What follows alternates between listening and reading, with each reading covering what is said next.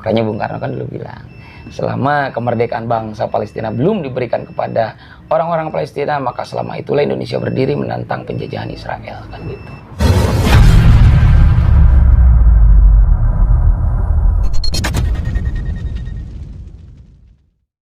Meskipun orang Yahudi yang di Eropa sudah berwarga negara Prancis, berwarga negara Inggris, tapi tetap ada saja bentuk diskriminasi, tetap tidak bisa diterima. Meskipun kewarganegaranya sudah menjadi warga Inggris, tapi tetap saja. Nah, setelah asimilasi paksa itu dengan keadaan tersebut yang merugikan orang Yahudi, pada akhirnya timbullah pemikiran, wah, kayaknya kalau kayak gini terus orang Yahudi mending bikin negara aja. Nah, dari situlah timbul yang namanya nasionalisme Yahudi, nasionalisme bangsa Yahudi. Aku pengen menguasai punya negara tanah sendiri, gitu kan, tanah sendiri untuk orang Yahudi. Untuk gagasan tersebut digagas oleh Theodor Herzl. Theodor Herzl, dia itu seorang jurnalis dari Eropa juga yang ditugaskan oleh atasannya untuk meliput atau mengikuti situasi politik di Prancis. Nah, Theodor Herzl itu dialah pencetus dari nasionalisme Yahudi yang kemudian kita kenal sebagai Zionisme. Jadi kita harus bedakan pada akhirnya mana Zionisme, mana Yahudi. Itu dua hal yang berbeda. Bukan saya membela orang Yahudi, tapi saya hanya memberikan istilahnya edukasi yang telah saya baca gitu. Jadi Zionisme itu adalah paham nasionalisme Yahudi yang memaksa secara cepat untuk membentuk sebuah tatanan negara milik bangsa Yahudi. Tetapi Yahudi sendiri artinya orang-orang bangsa Yahudi secara agamanya, Yahudi itu adalah agama yang menantikan keselamatan dari Sang Mesias atau Juru Selamat untuk membawa orang-orang Yahudi di seluruh dunia masuk ke tanah yang sudah dijanjikan Tuhan. Nah, jadi artinya orang Yahudi sendiri itu tidak menginginkan pendudukan Israel terhadap Palestina sebenarnya. Orang Yahudi yang memang taat terhadap agamanya. Nah, kalau orang Zionis itu adalah rasa nasionalisme yang membenarkan Yahudi sebagai agama, sebagai alat pembenarannya menduduki Palestina. Itu. Oke. Berarti kesimpulannya orang-orang Israel sekarang itu bangsa Zionis Yahudi. Ya, ada Zionis, ada Yahudi. Gitu. Kebanyakan kalau orang Yahudi itu biasanya orang-orang yang sudah menetap, orang-orang bangsa Yahudi yang sudah menetap di Timur Tengah sejak zaman dulu. Jadi orang Yahudi dan orang Palestina itu berdampingan dulu di Timur Tengah di bawah kekuasaan Ottoman, Turki. Tapi kemudian yang bikin ricu itu adalah Yahudi yang ada di Eropa masuk ke Palestina. Lalu bagaimana bisa masuk? Nah, kenapa bisa masuk? Itu didorong oleh adanya sebuah kongres pertama tahun 1897. Itu kongres Zionis pertama. Jadi si tadi yang Theodor Herzl itu mengumpulkan orang-orang Yahudi yang ada di Eropa untuk melakukan kongres.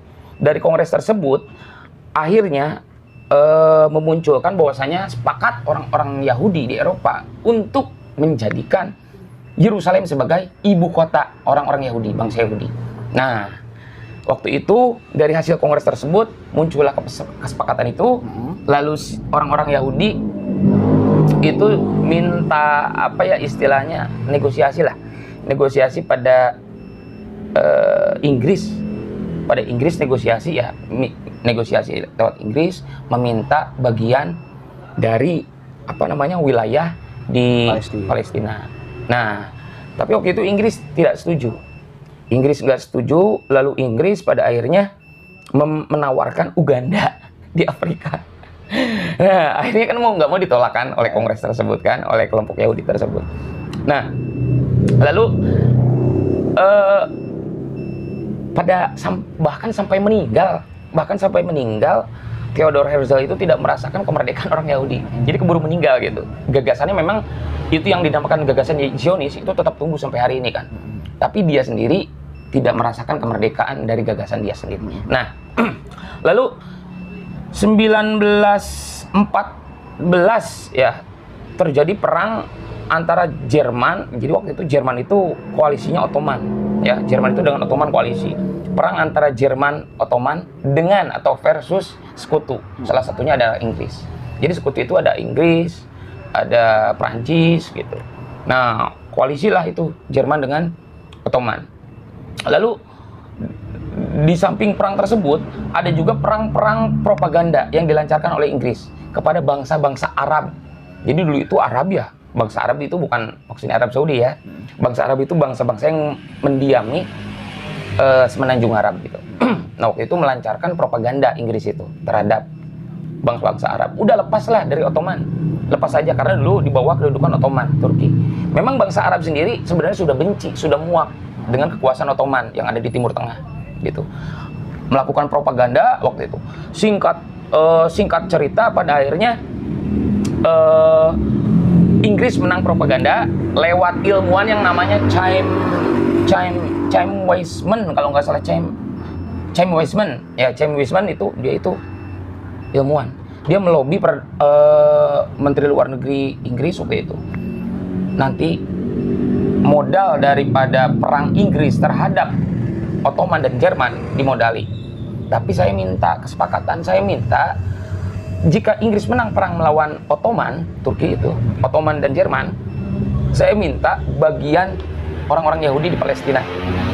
Nah, akhirnya Inggris menang. Waktu itu Inggris menang. Nah, Inggris menang. Setelah itu Inggris mendapatkan mandat dari Liga Bangsa-Bangsa, dulu bukan PBB tapi Liga Bangsa-Bangsa, mendapatkan mandat untuk mengurus wilayah-wilayah hasil dari pendudukan Inggris terhadap Ottoman, kan Ottoman kalah. Nah, salah satunya adalah Palestina. Palestina diurus oleh Inggris. Waktu itu Palestina dibuat sebagai Transyordan, kerajaan Transyordan oleh Inggris. Inggris membuat Transyordan pada saat itu. Tapi yang ada malah kekacauan di sana. Kekacauan di sana, Israel tidak percaya, orang Yahudi tidak percaya lagi terhadap Inggris karena menyalahi, katanya mau dikasih bagian. Tapi ternyata malah membuat kerajaan Transyordan. Malah kacau di sana, perang sana sini. Jadi Yahudi tidak percaya lagi pada Inggris dan Yahudi benci pada Arab, bangsa Arab. Akhirnya Yahudi di Eropa waktu itu melakukan teror-teror. Nah, terorisme itu sebenarnya. Mulai teror-teror itu orang-orang Yahudi di Eropa itu membuat satu kelompok-kelompok teror.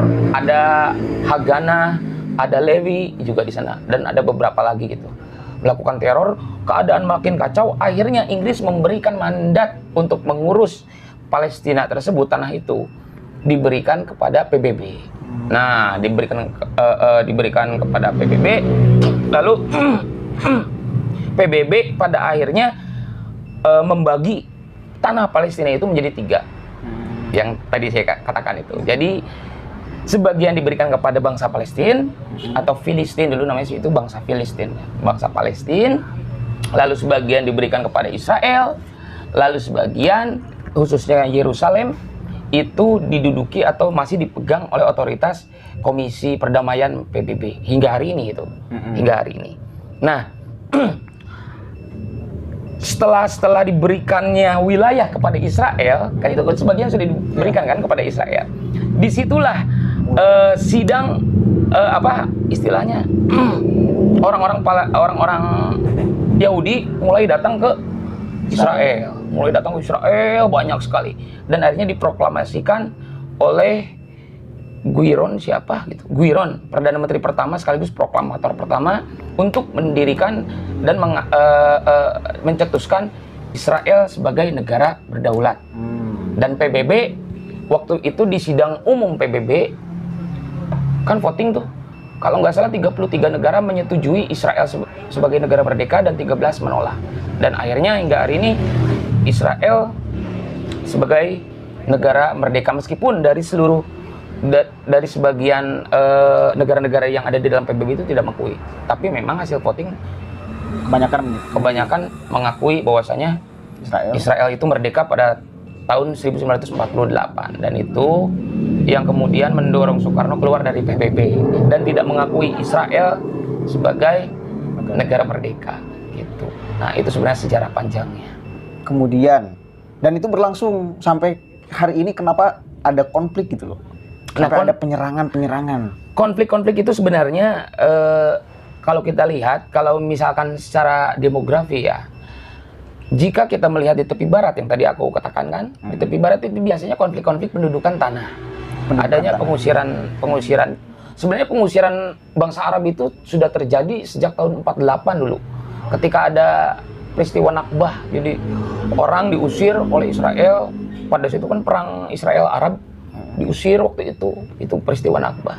Nah sebenarnya untuk di tepi barat sendiri itu konfliknya lebih kepada konflik-konflik wilayah penguasaan tanah dan pemukiman antar pemukiman Yahudi dengan pemukiman Arab. Karena untuk seperti yang aku katakan tadi, untuk di tepi barat sendiri khususnya di Ramallah itu orang Yahudi dan orang Islam itu bercampur. Pemukiman Israel, pemukiman Yahudi itu ada di wilayah-wilayah dari tepi barat yang notabene adalah wilayah Palestina. Tapi yang ramai ini yang jalur Gaza ini nih. Nah, kalau Gaza itu lebih kepada konflik bersenjata.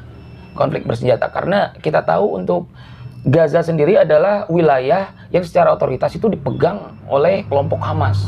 Kelompok Hamas sendiri tidak menerima adanya negosiasi. Keras mereka.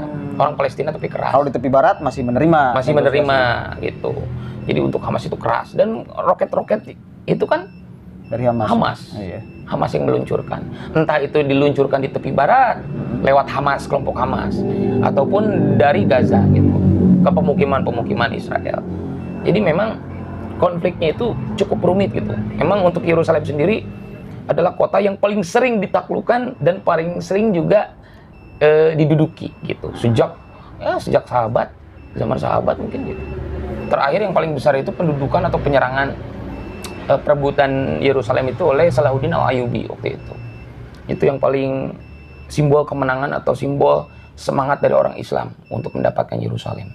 Berarti memang ini konflik yang tidak bisa dianggap sepele mungkin ya. Itu yang pertama. Kemudian yang kedua juga kita kan bingung nih, orang Islam di Indonesia khususnya atau siapapun itu yang melihat bahwa itu kejadian yang tidak bisa dibenarkan oleh kemanusiaan. Betul. Bahkan karena saya mendengar juga ada seorang pastor yang menginstruksikan untuk mengecam habis-habisan tindakan Israel. Itu pastor mana tuh? Saya lupa lagi, pernah baca berita tuh. Ya. Jadi kalau kita lihat secara demografi dan kultur, maupun juga kita berbicara soal konflik saya sebutkan itu konflik. Jadi tidak semua orang Yahudi itu setuju terhadap pendudukan Israel di Palestina. Tidak semua, apa yang saya katakan tadi kan gitu. Jadi orang Yahudi yang taat itu biasanya mereka tidak membenarkan untuk pendudukan Israel. Bahkan mereka tidak mengakui pendudukan Israel hari ini gitu. Negara Israel dia tidak mengakui. Dan yang harus diketahui, jangan salah, tentara Israel itu banyak juga kok yang Muslim. Banyak ya? Secara kewarganegaraan dia warga negara Israel sejak dulu. Dia Muslim. Dia kerja gitu. Jadi kalau sekarang sahabat-sahabat hanya melihat dari secara mengeneralisir Israel itu Yahudi atau Zionis, itu lebih rumit sebenarnya gitu. Jadi jangan salah, di Israel pun pasukan-pasukan Israel yang beragama Muslim ya tetap saja menjalankan ibadahnya gitu. Jadi mereka bergerak menjadi tentara atas nama bangsanya, bahwasanya negara dia gitu. Seperti apa sih kita ingin membantu gitu loh? Ya kan kita secara kemanusiaan ingin membantu nih Bung nih. Ya semua juga orang yang bersuara ingin membantu, bagaimana caranya. Sebagai kita mungkin warga, hanya kalau misal punya uang ya kita sumbangkan dengan jalur yang benar kan gitu. Kemudian kalau nggak bisa ya kita berdoa. Nah kemudian untuk negara nih, negara Indonesia ini Pak Jokowi udah ngomong statement nggak terkait hal ini? Sebenarnya sih kalau untuk secara otoritas presiden dari Republik Indonesia sendiri sudah memberikan sebuah kecaman, tapi hanya berupa kecaman. Karena apa? Kita tidak mempunyai hubungan diplomatik dengan Israel. Jadi gagasan dari Gus Dur dulu untuk membuka kedutaan besar Israel, sebenarnya itu hal yang keren ya? Yang relevan sebenarnya untuk membantu perjuangan Palestina. Bagaimana kita mau berunding dengan Israel untuk kemerdekaan Palestina kalau kita tidak mempunyai hubungan diplomatik? Kan itu. Jadi itu yang harus dipahami. Jangan sampai kita nafsu kuda stamina ayam tanpa menggunakan otak, kan gitu. Semangatnya menggebu-gebu untuk memerdekakan Palestina, tapi kita tidak mempunyai jalan menuju Strategi kemenangan. yang benar. Iya, jadi makanya aku sempat bilang bahwasanya semua orang mengetahui jalan menuju peperangan, tapi sedikit yang mengetahui jalan menuju kemenangan. Kan gitu. Jadi itu yang membuat bingung. Jadi jalan satu-satunya adalah bisa berupa pemboikotan secara ekonomi produk-produk dari Israel kan gitu. Ya kalau sahabat Rofik ini membeli Pepsi, Coca-Cola, celana merek Levi's, itu sama saja mendanai perang di sana. Ya, menggunakan Facebook juga sama. Facebook termasuk itu. Kan gitu. Jadi memang ini rumit.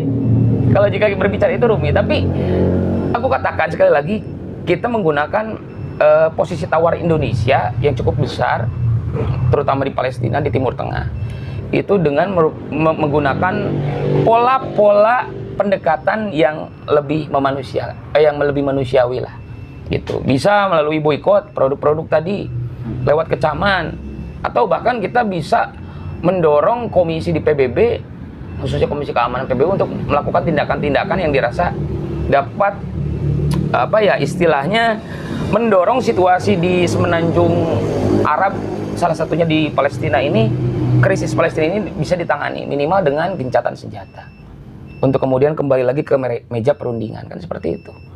Tapi kan kita tidak bisa, kita tidak punya kejabatan apa-apa, kita hanya bisa melihat dan bisa mendoakan. Ya, itu yang paling penting. Kalau berani ya berangkat ke Palestina. Makanya Bung Karno kan dulu bilang, selama kemerdekaan bangsa Palestina belum diberikan kepada orang-orang Palestina, maka selama itulah Indonesia berdiri menentang penjajahan Israel, kan gitu. Season pertama Gus, Bung ya, Gus. Wallahul muwaffiq ila aqwamit thoriq, wallahu a'lam bishawab. Assalamualaikum warahmatullahi wabarakatuh. Season kedua besok ya.